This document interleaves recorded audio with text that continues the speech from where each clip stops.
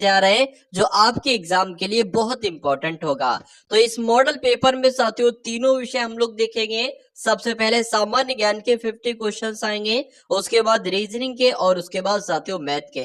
सभी के सभी क्वेश्चंस एकदम टॉप लेवल के होंगे। तो अगर आप चाहते हैं कि इस बार आपका सिलेक्शन हो साथियों आरपीएफ में, तो इस पूरी वीडियो को आप सभी लोग जरूर देखिएगा और हर एक क्वेश्चंस का जवाब आपको साथियों मालूम होना चाहिए परीक्षा से पहले पहले। तो अगर परीक्षा से पहले आप इस वीडियो को देख रहे हैं तो बहुत बढ़िया तरीके से इसको देखिएगा और सभी प्रश्नों को अपने मनोमस्तिष्क में स्टोर करके अपने एग्जाम को क्रैक कीजिएगा। तो क्लास आपकी शुरू हो चुकी है और पहला प्रश्न आपकी स्क्रीन पर आ चुका है कि जो खजुराहो की गुफाएं हैं ये किस राज्य में स्थित है, बताइए। तो खजुराहो की गुफाओं की अगर बात करें ना तो ये तो साथियों मध्य प्रदेश में स्थित है। तो जिनका भी आंसर यहाँ पर ऑप्शन नंबर बी है तो बिल्कुल करेक्ट है। उसके बाद देखिए साथियों दिल्ली की जामा मस्जिद, यानी कि जामा मस्जिद कहां पर है, दिल्ली में, बिल्कुल। तो जो दिल्ली की जामा मस्जिद है साथियों इसको किसने बनवाया था, इसको शाहजहां के द्वारा बनवाया गया था। आंसर आपका जाएगा बी के साथ। विश्व पर्यावरण दिवस साथियों कब मनाया जाता है, तो विश्व पर्यावरण दिवस साथियों 5 जून को मनाया जाता है। जिनका भी आंसर बी तो बिल्कुल करेक्ट है। गुप्त साम्राज्य के संस्थापक की अगर बात करें, देखिए अब बहुत सारे बच्चे लोग चंद्रगुप्त प्रथम लगा देंगे, लेकिन चंद्रगुप्त प्रथम नहीं थे। गुप्त साम्राज्य के संस्थापक श्री गुप्त थे, आपको मालूम होना चाहिए। तो जिनका आंसर यहाँ पर ए है उन सभी का आंसर बिल्कुल करेक्ट हो जाता है। बायोडीजल इनमें से किससे प्राप्त किया जाता है, तो बायोडीजल की अगर बात करें तो ये साथियों जेट्रोफा से प्राप्त किया जाता है। राइट आंसर आपका ए के साथ जाएगा। हर्षवर्धन के शासनकाल में भारत में आने वाला यात्री साथियों कौन था, तो इनका नाम क्या था, हेनसोंग इनका नाम था। और 21 के शासनकाल में भारत आए थे, तो हर्षवर्धन के शासनकाल में भारत आए थे, बात आपको मालूम होना चाहिए।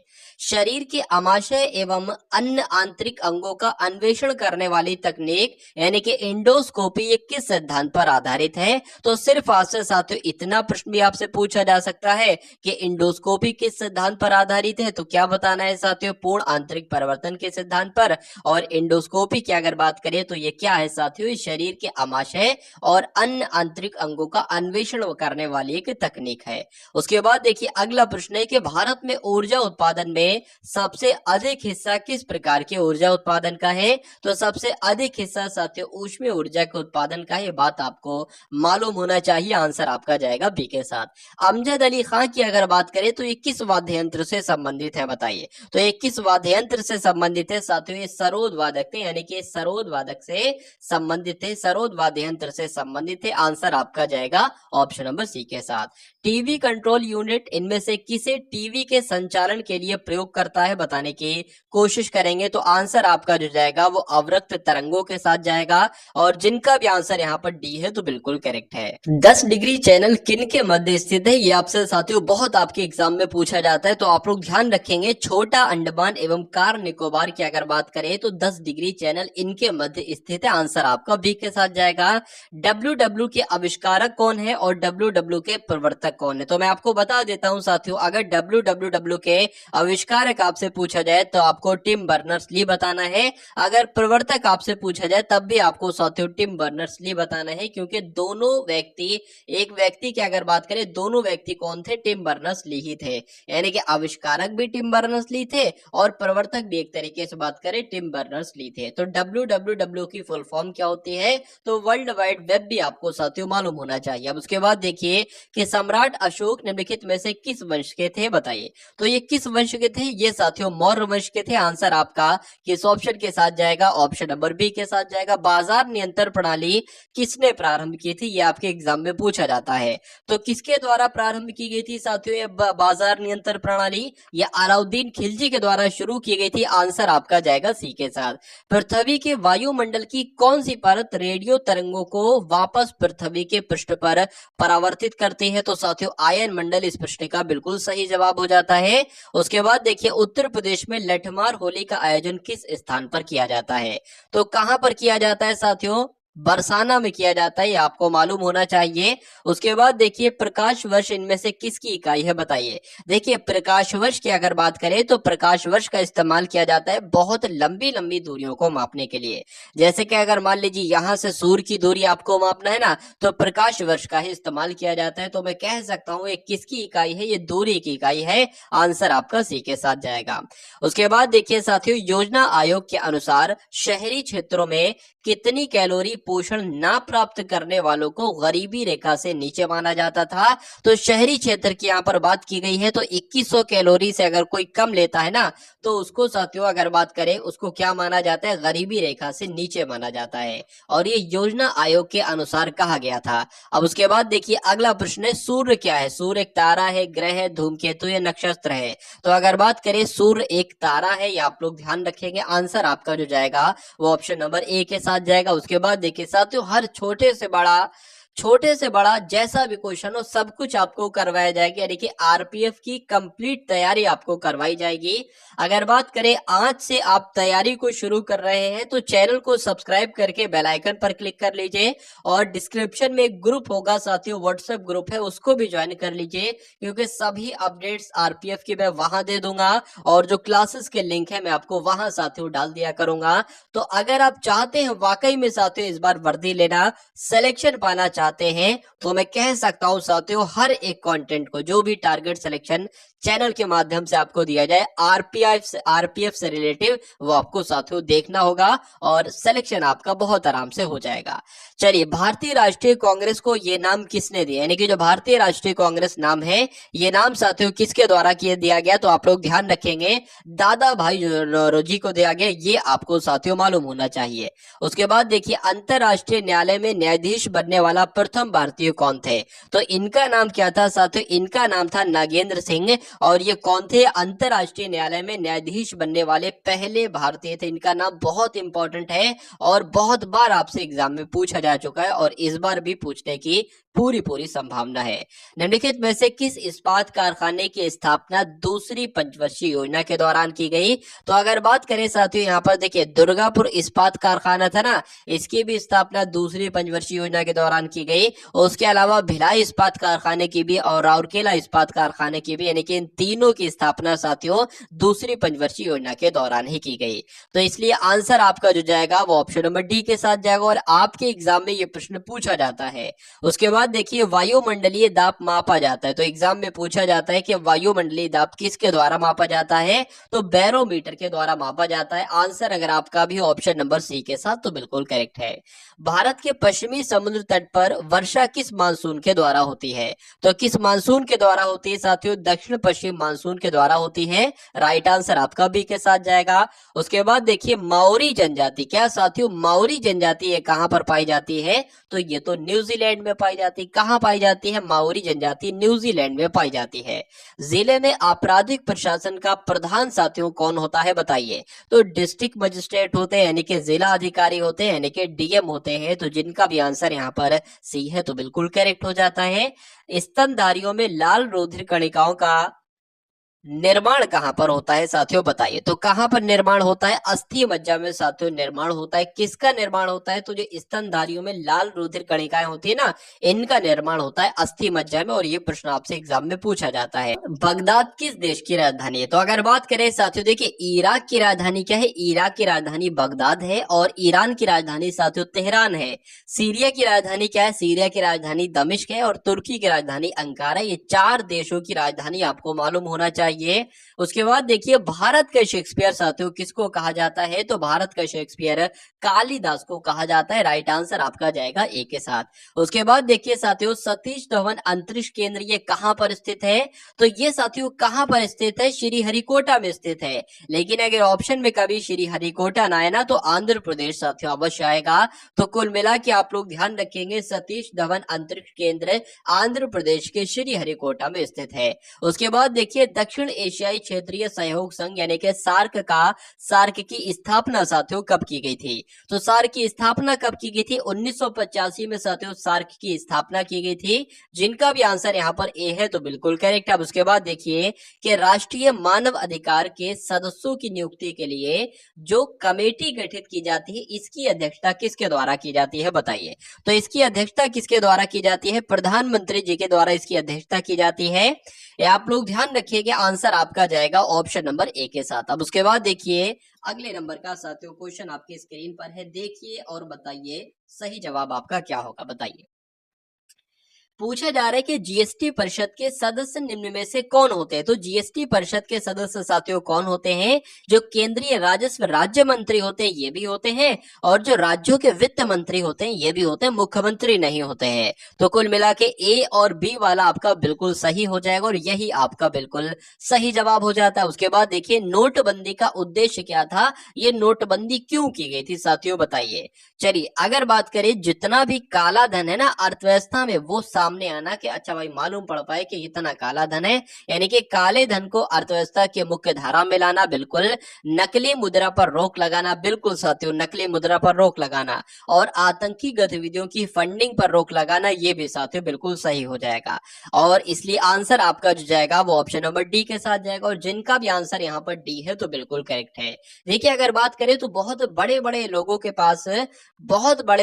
के पास लाखों करोड़ों अरबों नोट हो गए थे जो नकली थे, और क्या अर्थव्यवस्था में वो खूब धड़ल्ले से चलाए जा रहे थे, खूब धड़ल्ले से साथियों। अब मुझे ये बताइए कि अगर एक इंसान के पास 10 करोड़ रुपए है नकली मुद्रा, ठीक है ना, तो अब वो उसका क्या करेगा? अब वो उसको देखिए, अब क्योंकि वो नोट अब बंद हो गए तो वो अब आपको उसको मार्केट में भी नहीं दे सकता कि मार्केट में देकर कोई चीज ले ले, वो तो बंद ही हो गए हैं। और वो साथियों बैंक में भी नहीं दे सकता, अगर वो बैंक में देगा तो उसकी वहां पर पकड़ हो जाएगी। तो अब वो इतने 10 करोड़ नोट जो थे वो उसके एक तरीके से रद्दी हो गए, बिल्कुल कागज का टुकड़ा हो गए।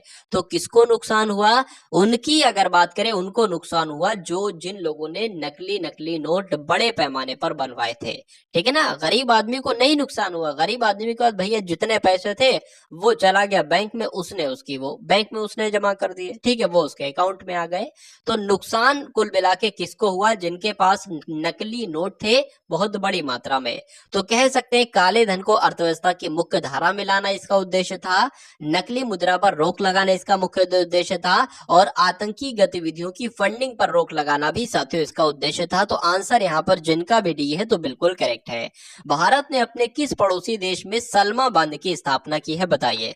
तो अफगानिस्तान की अगर बात करें, ये साथियों भारत का पड़ोसी देश है, और अफगानिस्तान में ही साथियों सलमा बांध की स्थापना की गई थी। आपको मालूम होना चाहिए, आपसे एग्जाम में पूछा जा सकता है। उसके बाद देखिए मोहनजोदड़ो स्थल की खोज किसने की थी, यानी कि मोहनजोदड़ो की अगर बात करें ना तो किसके द्वारा, किस भूवैज्ञानिक के द्वारा इसकी खोज की गई थी? नाम आपको मालूम होना चाहिए, राखाल दास बनर्जी इनका नाम है, और इन्होंने ही साथियों मोहनजोदड़ो स्थल की खोज की थी। आंसर आपका भी के साथ जाएगा। साबरमती में सत्याग्रह आश्रम की स्थापना किसने की थी बताइए?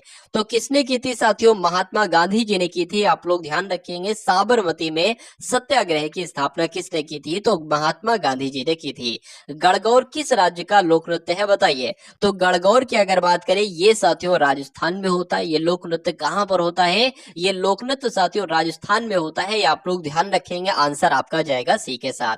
नागार्जुन सागर बांध परियोजना किस नदी पर है बताइए? तो नागार्जुन सागर बांध परियोजना किस नदी पर है साथियों? ये तो कृष्णा नदी पर है। राइट आंसर अगर आपका ऑप्शन नंबर सी है तो बिल्कुल करेक्ट भाई, बहुत बढ़िया, वेरी गुड क्लास। तो साथियों यहां तक का अगर आपने सफर तय कर लिया है तो मैथ और रीजनिंग के कॉन्सेप्ट को देखकर जाइएगा, और मेरा ऐसा मानना है साथियों कि उसमें से बहुत सारे क्वेश्चंस आपको देखने को मिलेंगे आपके रियल एग्जाम में। हर्षवर्धन द्वारा रचित नाटक इसमें से कौन सा, यानी कि कौन सा नाटक की अगर बात करें जिसके रचयिता साथियों हर्षवर्धन है? तो रत्नावली, आप लोग ध्यान रखेंगे, रत्नावली साथियों नाटक के लेखक कौन है? तो हर्षवर्धन है। उसके बाद देखिए शाहनामा के लेखक कौन है? तो शाहनामा के लेखक कौन है साथियों? फिरदौसी है। इसलिए सही जवाब आपका जो जाएगा वो ऑप्शन नंबर ए के साथ जाएगा। उसके बाद देखिए कि भारत के नियंत्रक एवं महालेखा परीक्षक का कार्यकाल कितना होता है बताइए? तो अगर बात करें साथियों साथियों क्या 65 वर्ष की आयु तक का होता है या 6 वर्ष की आयु अथवा 65 वर्ष की आयु जो भी पहले हो, तो ये साथियों बिल्कुल सही हो जाएगा क्योंकि 62 वर्ष का नहीं होता है। तो कुल मिला के जिनका भी आंसर यहाँ पर ऑप्शन नंबर बी है तो बिल्कुल करेक्ट हो जाता है। अब उसके बाद देखिए परमाणु बम की खोज किसने की थी, ये आपसे साथियों पूछा जा रहा है, बताइए। तो आप लोग ध्यान रखेंगे परमाणु बम की खोज साथियों किसने की थी, ऑटो हॉर्न के द्वारा परमाणु बम की खोज की गई। इसलिए सही जवाब की अगर बात करें आंसर आपका ए के साथ जाएगा। उसके बाद देखिए ग्रहों की चाल से संबंधित नियमों का प्रतिपादन किसने किया, बताइए। तो ग्रहों की चाल से संबंधित नियमों का प्रतिपादन किसके द्वारा किया गया, केपलर के द्वारा किया गया। या आप लोग ध्यान रखेंगे राइट आंसर की अगर बात करते हैं तो आंसर आपका बी के साथ जाएगा। निम्नलिखित में से कौन से तत्व भारत के कुछ भागों में पानी के जल में प्रदूषक के रूप में पाए जाते हैं। तो साथियों देखिए यहां पर अगर बात करें बहुत इंपॉर्टेंट क्वेश्चन है, तो कौन कौन से तत्वों की बात की गई है, आर्सेनिक बिल्कुल, फ्लोराइड बिल्कुल, यूरेनियम बिल्कुल, यानी कि ये तीनों तत्व की अगर बात करें तो ये भारत के कुछ भागों में पानी के जल में प्रदूषक के रूप में पाए जाते हैं। अगला प्रश्न देखिए अपराध रजिस्टर से किसी अपराध को निकाल देने के लिए इनमें से किसकी मंजूरी आवश्यक होती है। तो किसकी मंजूरी आवश्यक होती है साथियों, डिस्ट्रिक्ट मजिस्ट्रेट की मंजूरी आवश्यक होती है। ये आप लोग ध्यान रखेंगे। इनमें से कौन संसद के किसी भी सदन की कार्यवाही में गैर सदस्य के रूप में भाग ले सकते हैं। तो किसकी बात चल रही है साथियों, महान्यायवादी की बात चल रही है। आंसर आपका जो जाएगा वो ऑप्शन नंबर बी के साथ जाएगा। उसके बाद देखिए अगले नंबर का क्वेश्चन के आरडीएक्स की अगर बात करें तो इसकी फुल फॉर्म क्या होती है, बताइए। तो इसकी फुल फॉर्म होती है साथियों रिसर्च एंड डेवलपमेंट एक्सप्लोसिव।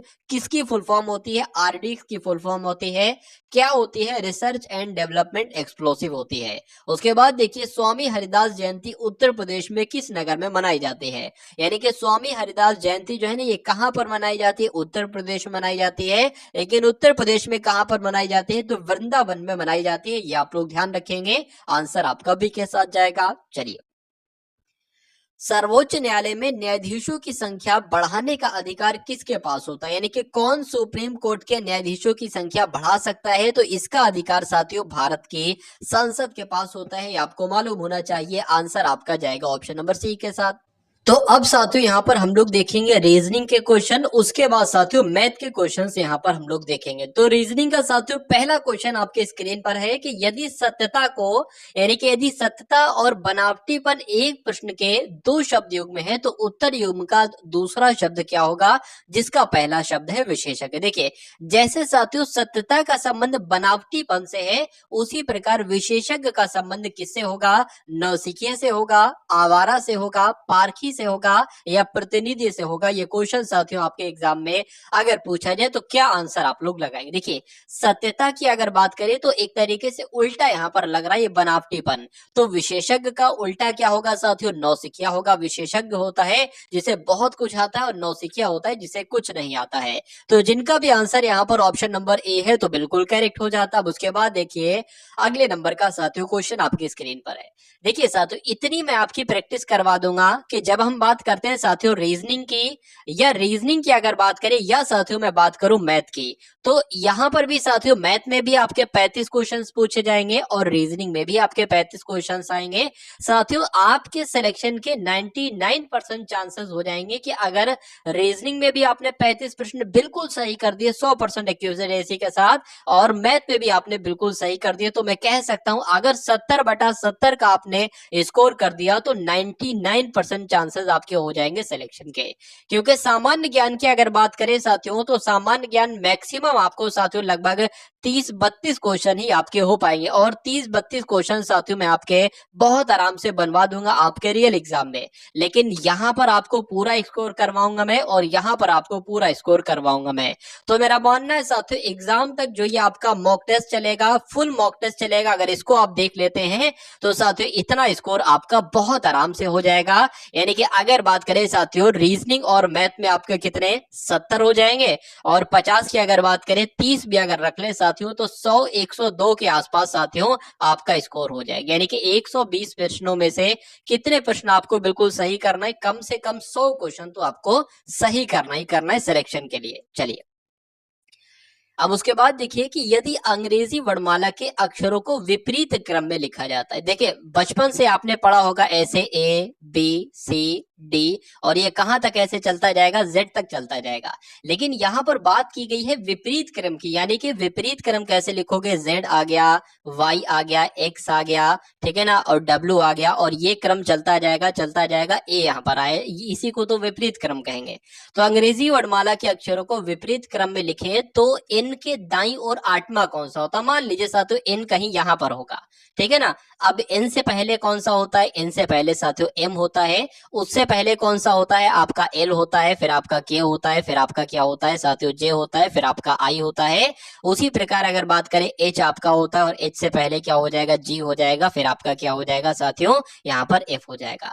तो कुल मिला के कहा गया है कि इनके दाईं ओर, देखिए दाएं की बात की गई ना, यानी कि सीधे हाथ की बात की गई है, तो दाएं के इनके दाएं आठवां कौन सा होगा, तो 1 2 3 4 5 6 7 8, आठवें नंबर पर साथियों कौन आया, एफ आया। तो आठवां अक्षर कौन सा होगा, एफ होगा। आंसर आपका जो जाएगा वो ऑप्शन नंबर ए के साथ जाएगा, और जिनका भी आंसर यहाँ पर ए है तो बिल्कुल करेक्ट है। जो लोग बिल्कुल साथियों नए हैं उनको मैं बता देता हूं, दाएं का मतलब क्या होता है, दाएं का मतलब होता है साथियों आपका सीधा हाथ, आपको सीधे हाथ पर चलना है, ठीक है ना। और बाएं की अगर साथियों बात करें ना, बाएं की अगर बात करें तो बाएं का मतलब होता है साथियों उल्टे हाथ पर आपको चलना है। तो ये बात अगर आपको मालूम है तभी इस टाइप के क्वेश्चन को आप बिल्कुल सही कर पाओगे। अब उसके बाद देखिए अगले नंबर का क्वेश्चन आपकी स्क्रीन पर है, बिल्कुल शून्य से उठाऊंगा और उस मुकाम तक आपको पहुंचा दूंगा, उस शिखर तक आपको पहुंचा दूंगा जिस शिखर पर जाने पर ही साथियों सिलेक्शन होगा। चलिए नीचे दिए गए प्रश्न में कुछ संख्याएं दी गई हैं, इनमें से एक संख्या अन्य 3 संख्याओं से अलग है, अलग संख्या को आपको बता करना है कौन से। देखिए ये 144 है, ये 196 है, ये 181 है, ये 121 है। तो मैं कह सकता हूं ये तो 12 का स्क्वायर है, ये आपका 14 का स्क्वायर है, और ये साथियों 11 का स्क्वायर है, लेकिन ये किसी संख्या का स्क्वायर नहीं है। अब नहीं है तो सबसे अलग कौन सी संख्या होगी, ऑप्शन नंबर सी वाली संख्या होगी। तो यही आपका बिल्कुल सही जवाब हो जाता भाई, बहुत बढ़िया, वेरी गुड क्लास। उसके बाद देखिए कि नीचे दी गई श्रृंखला में खाली जगह है, बिल्कुल साथियों खाली जगह है, नीचे दिए गए संभावित उत्तर में से सही उत्तर चुनकर लिखिए। यानी कि पहले 1 प्लस 2 प्लस 3, 2 प्लस 3 प्लस, मतलब 1 1 2 बार है, 5 प्लस 8 प्लस 13 प्लस, यहाँ पर आपको बताना है कौन सा नंबर आएगा। देखिए इन दोनों को जोड़ने पर साथियों ये नंबर आया है, इन दोनों को जोड़ने पर ये नंबर आया है, इन दोनों को जोड़ने पर ये नंबर आया है, और इन दोनों को जोड़ने पर ये नंबर आया है। तो उसी प्रकार इन दोनों को जोड़ने पर ये नंबर आएगा, तो साथियों इन दोनों को जोड़ने पर यहाँ पर कौन सा नंबर आएगा, 23 और 10 होते हैं, 23 2 कम करेंगे 21, यानी कि 21 यहाँ पर साथियों आ जाएगा। क्या 21 कहीं ऑप्शन में है, तो बिल्कुल साथियों 21 ऑप्शन में है, और यही आपका बिल्कुल सही जवाब हो जाता है। अब उसके बाद देखिए अगला प्रश्न आपकी स्क्रीन पर है, यहाँ पर अगर बात करें साथियों, सही जवाब दीजिए, क्या होगा सही जवाब आपका बताइए। देखिए यहाँ पर अगर बात करें कुछ चीजें मैं आपको सबसे पहले बता देता हूँ। अगर बात करते हैं, मान लीजिए आप एग्जाम हॉल में बैठे हैं, आप मान लीजिए यहाँ पर बैठे हैं, अब आपको कुछ नहीं पता है कि पूरब किधर है, दक्षिण किधर है, उत्तर किधर है, कि आप टीचर से पूछोगे कि सर मुझे पूरब की तरफ 12 किलोमीटर चलाना है या पश्चिम की तरफ 12 किलोमीटर चलाना है, मुझे बताइए पश्चिम किस दिशा में। नहीं, आप क्या करोगे, आप ये बना लोगे साथियों प्लस की तरह, और आपका ऊपर जो होगा ना ये उत्तर, ये हमेशा उत्तर होगा। नीचे साथियों क्या होगा, नीचे आपका दक्षिण होगा, और आपके सीधे हाथ की तरफ क्या होगा, ये पूर्व होगा, और इधर पर साथियों आपका क्या होगा, ये पश्चिम होगा। ये 4 बातें आपको मालूम करना है। अगर आपसे कभी कहा जाए कि उत्तर पूर्व में 5 किलोमीटर चलाइए, तो उत्तर पूर्व क्या होगा, आपका ये होगा। आपसे कहा जाए पूर्व दक्षिण में चलाइए इंसान को, तो किधर चलाओगे, इधर चलाओगे। तो ये पॉइंट भी आपको साथियों मालूम होना चाहिए। अब 2 बातें मैं आपको और बता देता हूं। देखिए मैंने आपको बताया था सीधा हाथी आपका दायां हाथ होता है, यानी कि कहा जाए कि अब दाएं मुड़िए तो सीधे हाथ की तरफ मुड़िए, बाएं मुड़िए तो उल्टे हाथ की तरफ मुड़िए। अब हम लोग साथियों बढ़ते हैं इस प्रश्न की तरफ और देखते हैं इसका सही जवाब क्या होगा। रवि पश्चिम की ओर 12 किलोमीटर गाड़ी चलाता है। आप ये यहाँ पर हो, पश्चिम इधर है, तो मान लीजिए साथियों आप यहाँ पर हो, पश्चिम की तरफ मुड़ोगे, पश्चिम की तरफ चलोगे और 12 किलोमीटर गाड़ी चलाओगे। वह दक्षिण की ओर मुड़कर 3 किलोमीटर चलता है। दक्षिण की तरफ नीचे की तरफ है साथियों, 3 किलोमीटर चला दिया। फिर से वह पूर्व की ओर मुड़ता है, यानी कि पूर्व किधर है साथियों, पूर्व आपका ये हो जाएगा, पूर्व की ओर मुड़ता है और 8 किलोमीटर चलता है, यानी कि 8 किलोमीटर साथियों यहाँ तक कहीं पर पहुंचेगा। देखिए ये है कुल मिला के 12, ये है कुल मिला के 12, और ये है साथियों यहाँ पर कुल मिलाकर 8। ठीक है, उसके बाद वो अपने प्रारंभिक, इसको मैं थोड़ा सा साथियों बड़ा बनाने की कोशिश करता हूं कि आपकी सही से समझ जाए। पहले उसने 12 किलोमीटर चलाया, फिर उसने साथियों 3 किलोमीटर चलाया, और फिर उसने अगर बात करें 8 किलोमीटर चलाया, 8 किलोमीटर। उसके बाद कहा जा रहा है कि वो अपने आरंभिक स्थल से, यानी कि आरंभिक स्थल उसका ये था, तो आरंभिक स्थल से कितनी दूरी पर है, यानी कि इसकी दूरी आपसे पूछी जा रही है कि इसकी दूरी क्या है बताइए। अभी वो यहाँ पर है, तो यहाँ से यहाँ तक की दूरी क्या होगी। देखिए, इसकी अगर बात करें, हमें यहां से यहां तक की दूरी पता है कितनी है, 3 है। तो अगर ये 3 है और इसकी अगर बात करें ये 4 है, अरे भाई 8 यहां तक हो जाएगी और ये कुल मिला के 12 है, तो क्या 4 ही तो निकलेगी। वो 4 हो गई, ये 3 होगी, और ट्रिपलेट ट्रिपलेट मैंने आपको बताया होगा साथियों, एक तो होता है साथियों क्या 3 4 5 का ट्रिपलेट होता है, और 5 12 13 का ट्रिपलेट होता है। यानी कि अगर एक भुजा 3 है, दूसरी भुजा 4 है, तो ऑटोमेटिक तीसरी भुजा साथियों 5 होगी। तो इसकी दूरी कितने निकल कर आ जाएगी, 5 निकल कर आ जाएगी। ऐसी मान लीजिए एक ऐसा साथियों ट्रायंगल बनता है, मान लीजिए क्या कि एक की साइड 5 है, दूसरे की 12 है, तो ऑटोमेटिक तीसरे की क्या होगी, 13 होगी। यानी कि 3 4 5 का ट्रिपलेट होता है और 5 12 13 का ट्रिपलेट होता है।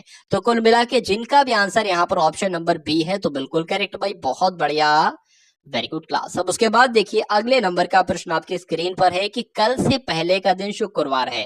सबसे पहले ये मान लीजिए ये क्या है, ये साथियों आज है, और आज से पहले का दिन साथियों क्या होगा, आज से पहले का दिन कल होगा, और कल से पहले का दिन बताया जा रहा है कि कल से पहले का दिन क्या है, शुक्रवार है। तो साथियों इस दिन आपकी क्या हो जाएगी, शुक्रवार हो जाएगी। तो शुक्रवार की अगर बात करें यहाँ पर क्या बात हो जाएगी, शनि हो जाएगी, और इसकी बात करें साथियों रविवार हो जाएगा। चलिए, यानी कि आज रविवार है, तो पूछा जा रहा है कल के बाद का दिन बताइए। तो कल की अगर बात करें, कल आपका ये हो जाएगा, कल के बाद कल कौन सा दिन होगा, कल आपका सोमवार होगा, और कल के बाद कौन सा दिन हो जाएगा साथियों, मंगलवार हो जाएगा। तो कुल मिला के आंसर आपका जो जाएगा वो मंगलवार के साथ जाएगा, और जो कि कौन से ऑप्शन में है, ऑप्शन नंबर सी वाले में। बहुत बढ़िया, वेरी गुड क्लास। अब उसके बाद देखिए अगले नंबर का प्रश्न आपकी स्क्रीन पर है। यहां पर अगर बात साथियों बात करें, देखिए इस टाइप का भी एक क्वेश्चन आपसे एग्जाम में पूछा जाएगा आरपीएफ के।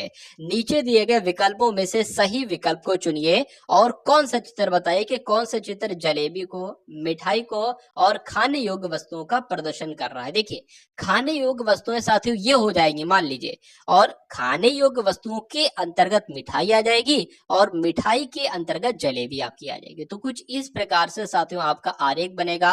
और ऐसा कौन से ऑप्शन में आपको साथियों दिख रहा है, ऐसा तो आपका ऑप्शन नंबर सी में दिख रहा है, तो यही आपका बिल्कुल सही जवाब हो जाता भाई। बहुत बढ़िया, वेरी गुड क्लास।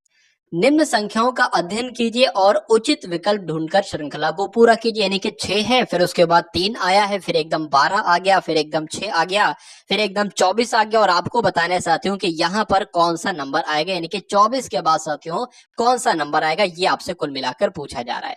देखिए यहाँ पर 3 से तो 3 माइनस करेंगे, ऐसा करें, फिर यहाँ पर एकदम 9 बढ़ा दिया गया, फिर एकदम 6 घटा दिया गया, तो ऐसे हो सकता है। देखिए 6 इसमें बढ़ाया तो 12 हो गया। अब यानी कि कुल मिला के इसका डबल किया है मेरे हिसाब से, तो डबल करेंगे 12 हो जाएगा, फिर इसका डबल करेंगे तो 12 हो जाएगा।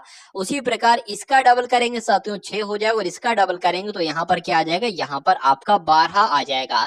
और आंसर आपका किस ऑप्शन के साथ जाएगा, ऑप्शन नंबर बी के साथ जाएगा, यानी कि 12 जिनका आंसर है, तो बिल्कुल करेक्ट है। अब उसके बाद देखिए अगले नंबर का क्वेश्चन आपके स्क्रीन पर है कि ए बी जेड है, उसके बाद बी सी वाई है, उसके बाद सी डी एक्स है, उसके बाद डी ई डब्ल्यू है।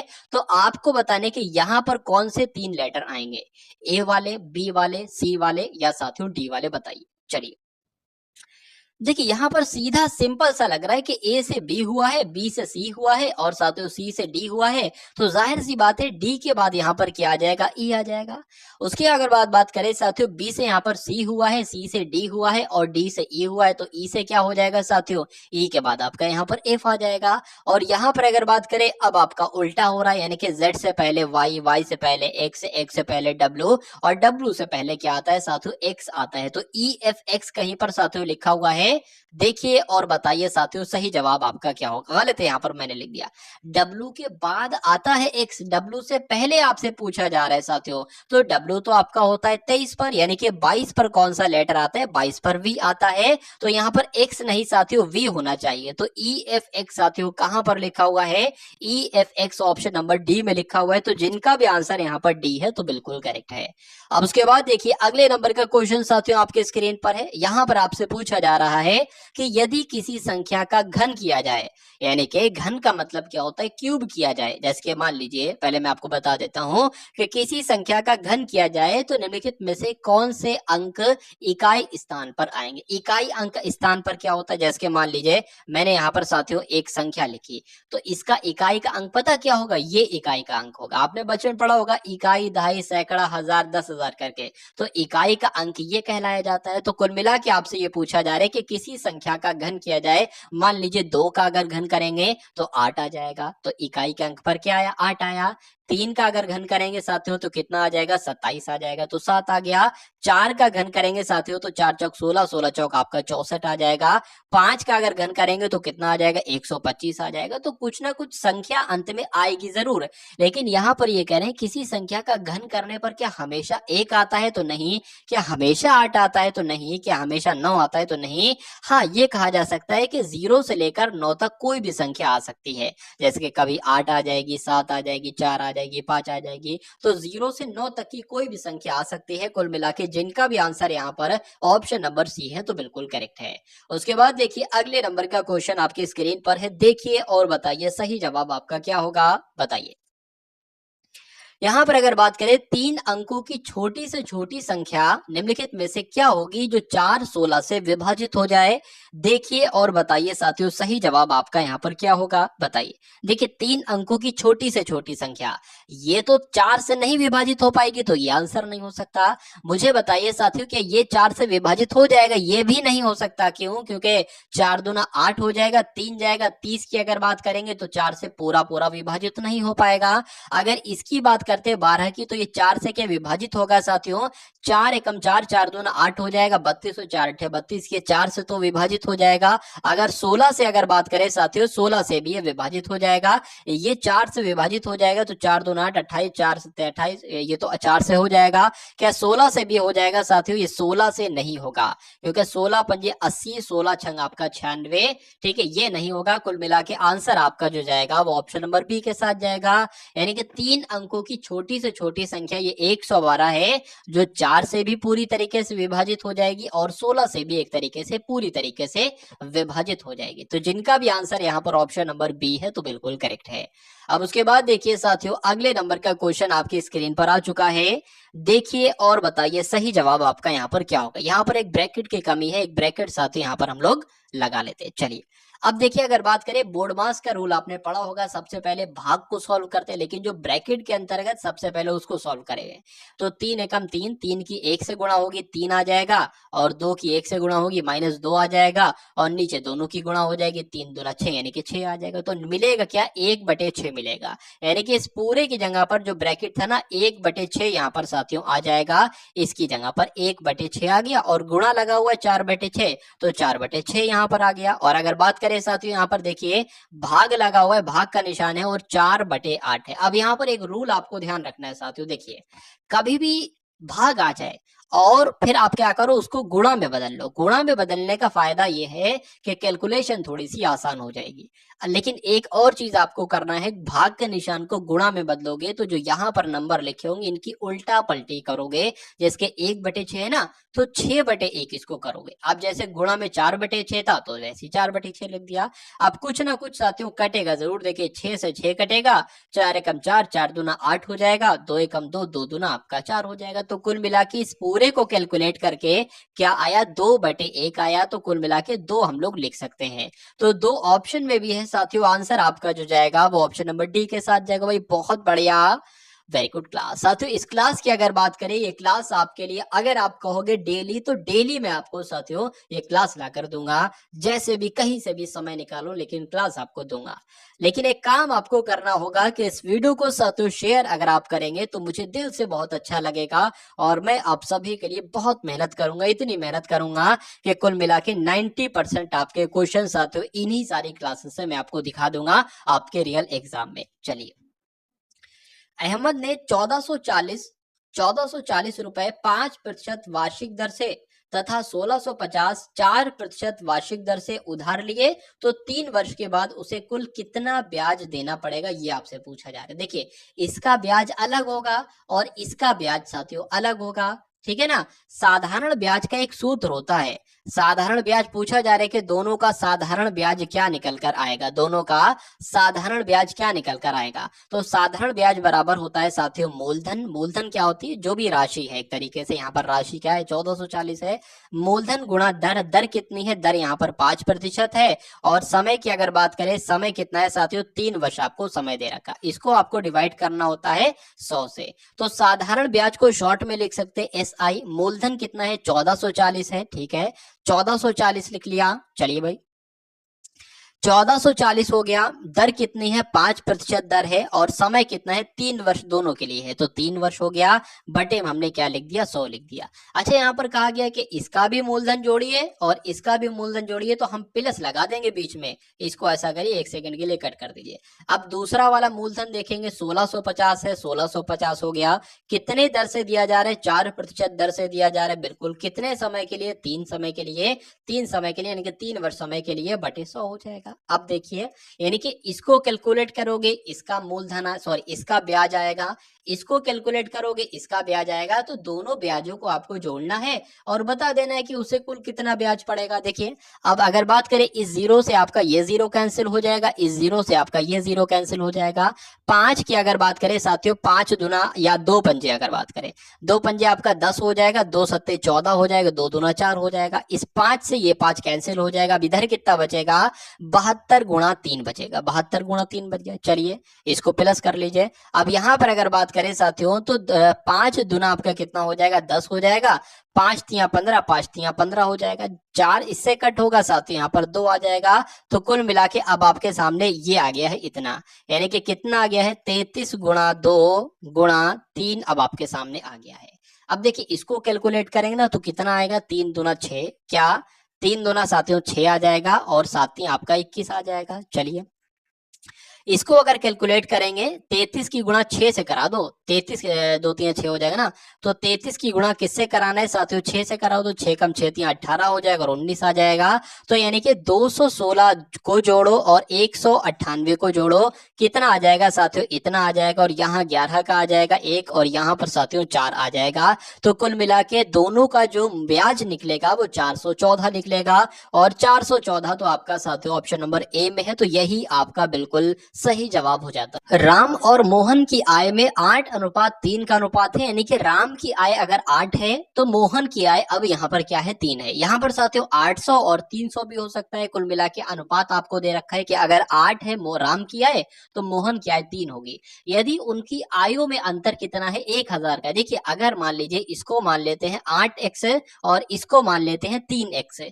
अच्छा, कहा गया है कि इनका अंतर, अंतर का मतलब होता है माइनस, अंतर का मतलब होता है डिफरेंस। तो इनका डिफरेंस साथियों कितना है, इनका डिफरेंस तो है 5x। अरे भाई, 8x में से 3x जाएगा, 5x बचेगा। लेकिन प्रश्न में कहा गया है कि इनका अंतर 1000 है, तो कहा जा सकता है कि 5x बराबर साथियों कितना है, 1000 है। तो जब 5x बराबर 1000 है, तो इसको कैलकुलेट करेंगे साथियों 1000 बटे यहाँ पर 5 आ जाएगा। इसको और कैलकुलेट करेंगे, 5 दूना आपका 10 और 2 जीरो लग जाएगा, यानी कि x का मान हमें मिल गया है, जो कि कितना है 200 है। अच्छा, यहाँ पर पूछा क्या गया था कि राम की आय क्या है, राम की आय तो 8x है, यानी कि x का मान है साथियों 200, और 8x की वैल्यू आपको निकालना है, तो 8 गुणा आपका 200 हो जाएगा, बिल्कुल हो जाएगा। यानी कि 8 दूना आपका 1600 और 2 जीरो लगा दोगे तो 1600 साथियों राम की आय निकल जाएगी। आंसर आपका जाएगा ऑप्शन नंबर बी के साथ। अगर पूछते मोहन की आय कितनी है, तो मोहन की आय तो 3x है, और x बराबर यहाँ पर 200 है, तो 200 साथियों और 3 कितना हो जाता है, कुल मिला के आपका 6 6000 हो जाता तो 6000 निकलती साथियों। मोहन किया है, तो दोनों बातें साथियों आप लोग यहाँ पर ध्यान रखेंगे। अब उसके बाद देखिए अगले नंबर का प्रश्न आपकी स्क्रीन पर है। यहां पर अगर बात करें, देखिए इस टाइप का क्वेश्चन आपसे पूछा ही पूछा जाता है, हर एक एग्जाम में इस टाइप का क्वेश्चन आता है। देखिए, चीनी का भाव 40% बढ़ जाने से कोई परिवार चीनी का उपभोग कितने प्रतिशत कम कर दे ताकि परिवार का खर्च ना बढ़े। अब यहाँ पर दो बातें हो सकती हैं। अगर सबसे पहले मैं आपको इस टाइप से बता देता हूँ, फिर दूसरे टाइप से बताता हूँ, मतलब दूसरे टाइप से नहीं, दूसरा किस टाइप से क्वेश्चन पूछा जाता है। देखिए, चीनी का भाव है, कह देंगे आटे का भाव, कह देंगे दाल का भाव, कुछ भी कह सकते हैं। चीनी का भाव 40% बढ़ जाता है तो कुल मिला के सबसे पहले आपको 40 गुणा 100 लिख लेना है। यानी कि जितने प्रतिशत बढ़ता है ना, तो 40 गुणा 100 कर दोगे। अब यहाँ पर क्या कर दोगे, 40% बढ़ा ना, तो 100% 40 कर दोगे। 40 गुणा 100 और 100 प्लस 40 कर दोगे तो क्या आ जाएगा, 4000 आ जाएगा। और ऊपर नीचे क्या आ जाएगा, 140 आ जाएगा। इस जीरो से ये जीरो कट जाएगा, 2 सत्ते 14, इसको कट करोगे यहाँ पर 200 आ जाएगा, यानी कि 200/7 आ जाएगा। अब इसको और कैलकुलेट करें ना, तो कैसे करेंगे, 7 एकम 7, 7 दूना 14, 7 दूना आपका 14 हो जाएगा। ठीक है भैया, 7 दूना 14 हो गया। कितना बचा, 6 बचा ना, 7 से 49, 7 अट्ठे आपका 56, बिल्कुल बचा। अब कितना, 4 बचा, तो वो 4 यहाँ पर आ जाएगा। तो कुल मिला के कहा जा सकता है, ताकि परिवार का खर्च ना बढ़े, कितने प्रतिशत उपभोग कम कर दे, 28 सही 4/7% उपभोग कम कर दे। अब यहाँ पर मैं आपको एक और तरीका बताता हूँ। देखिए, अगर सवाल ऐसा आ जाए कि चीनी का भाव 40% घट जाए, यहाँ पर बढ़ जाने की मतलब साथियों घट जाए, तो पूछा जाएगा कि कोई परिवार चीनी का उपभोग कितने प्रतिशत बढ़ा दे। तो अब यहाँ पर साथियों बढ़ा दे, कहा जाएगा बढ़ा दे ताकि परिवार का खर्च ना बढ़े। तो कुल मिला के 40 गुणा 100 यहाँ पर भी लिखा था, 40 गुणा 100 यहाँ पर भी लिखेंगे। लेकिन यहाँ पर देखिए, अगर 40% बढ़ जाए तो आपको लिखना है 100 प्लस 40। लेकिन अगर कहा जाए 40% घट जाए तो आपको लिखना है 100 माइनस 40, 100 माइनस 40 लिखना है। तो क्या आ जाएगा, 4000 आ जाएगा, और नीचे क्या आ जाएगा, 60 आ जाएगा। तो बढ़ जाए कहा जाए, इसको कैलकुलेट कर दीजिए, घट जाए कहा जाए तो इसको कैलकुलेट कर दीजिए। दोनों कॉन्सेप्ट आप लोग ध्यान रखेंगे, यहां से एक क्वेश्चन आपका पूछा ही पूछा जाता है। उसके बाद देखिए साथियों, अगले नंबर का क्वेश्चन आपकी स्क्रीन पर है, देखिए और बताइए सही जवाब आपका क्या होगा।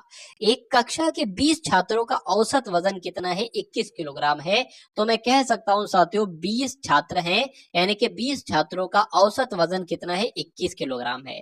तो अगर मैं ये कहूं कि 20 छात्रों का कुल मिला के वजन कितना है, तो कैसे निकालोगे, तो 20 की गुणा 21 से कर दोगे साथियों, हमें कुल वजन मिल जाएगा। तो 21 दूना आपका 42 होता है, जीरो लगेगा, जीरो लग जाएगा। यानी कि अब मैं कह सकता हूं कि 20 छात्रों का टोटल वजन जो निकलेगा वो कितना निकलेगा, वो 420 निकलेगा। अच्छा, उसके बाद कहा गया कि यदि उनमें अध्यापक का भी वजन शामिल कर दिया जाए, यानी कि 20 तो छात्र थे, लेकिन उसमें अगर एक अध्यापक भी आ जाते हैं तो 21 लोग टोटल हो जाते हैं। तो जब अध्यापक उसमें शामिल हो जाते हैं तो उनका औसत वजन 1 किलोग्राम और अधिक बढ़ जाता है। यानी कि सिर्फ बच्चों का वजन तो 21 किलोग्राम था औसत, लेकिन अगर अध्यापक को शामिल कर देते हैं तो इसमें 1 किलोग्राम बढ़ जाता है, यानी कि इनका औसत हो जाता है 22। अब समझिए असली बात को, देखिए 20 छात्रों का टोटल वजन कितना था, इसकी गुणा की 420 आ गया। अब अगर बात करें 21 लोगों का टोटल वजन कितना हो गया साथियों, 21 की 22 से गुणा करो। तो 21 की गुणा किससे करनी है साथियों, 21 की गुणा 22 से करनी है। 2 एकम 2, 2 दूना 4 हो जाएगा, नीचे भी आपका 42 आ जाएगा, 2 6 4 आ जाएगा। यानी कि मैं कह सकता हूँ 21 लोगों का कुल मिला के वजन कितना है, 462 है। अच्छा, पूछा क्या गया था कि अध्यापक का वजन इसमें पूछा गया था, तो इसमें अध्यापक नहीं है, 420 में अध्यापक नहीं है, लेकिन 462 में साथियों अध्यापक हैं। तो जो ये इससे जितना नंबर एक्स्ट्रा है ना, उतना अध्यापक का वजन ही तो होगा। तो मैं कह सकता हूं साथियों 462 में से अगर हम 420 को माइनस कर दें तो कितना हमें मिल जाएगा, 42 किलोग्राम मिल जाएगा। और ये किसका वजन होगा, यही तो साथियों अध्यापक का वजन होगा।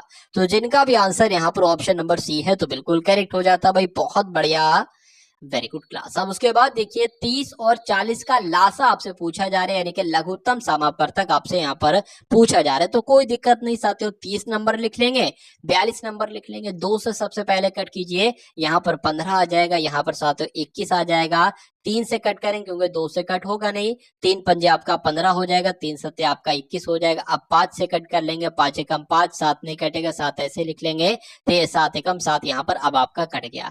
तो अब कितने नंबर आए साथियों, 2 गुणा 3 गुणा 5 गुणा 7, कितने आए, इतने आ गए। अब इनको साथियों कैलकुलेट कर दो, 7 पंजे आपका 35 हो जाएगा। 35 की अगर बात करें साथियों, देखिए 3 दूना आपका 6 हो जाएगा, 6 पंजे 30 हो जाएगा, और 30 सत्ते कितने होते हैं साथियों, 30 सत्ते होते हैं 7 या 21 यानी कि 210 होते हैं। तो इसका लासा कितना निकलेगा, 210 निकलेगा, लेकिन ऑप्शन में तो कहीं 210 है नहीं, तो कुल मिला के साथियों ई वाला आप डाल लेंगे, 210 आपका इस क्वेश्चन का बिल्कुल सही जवाब हो जाता। भाई बहुत बढ़िया, वेरी गुड क्लास। साथियों इस क्लास को देखने के बाद मैं उम्मीद करता हूं कि आप सभी लोग इस क्लास को एकदम खुल के शेयर करेंगे, क्योंकि आरपीएफ का ये पहला मॉक टेस्ट आप सभी के लिए है, और धीरे धीरे साथियों मैं लेवल को बढ़ाता जाऊंगा धीरे धीरे, ताकि आपको कोई भी दिक्कत ना हो। और अगर आपको बिल्कुल शून्य से आप तैयारी करना चाहते हो, बिल्कुल बेसिक से आप रिवीजन करना चाहते हो दोबारा से, तो इसमें आपका रिवीजन भी होता जाएगा और आपकी तैयारी भी बढ़ती जाएगी। कुल मिला के आने वाले 1 सप्ताह में आप देखेंगे कि आप में साथियों आपकी तैयारी में बहुत परिवर्तन हो चुका है। लेकिन अगर आपका प्यार इस वीडियो को मिला साथियों, तो ये वीडियो मैं कंटिन्यू रखूंगा। चलिए अब उसके बाद अगर बात करें, एक कक्षा में 4 विद्यार्थियों के प्राप्तांक कितने थे, मतलब एक के प्राप्त अंक, मतलब एक के नंबर जो मिले वो 72 मिले, दूसरे को 60 मिले, तीसरे को 63 नंबर मिले, चौथे को साथियों 65 नंबर मिले। तो उनका औसत आपसे पूछा जा रहा है कि उन नंबरों का, उन प्राप्तांकों का औसत क्या होगा।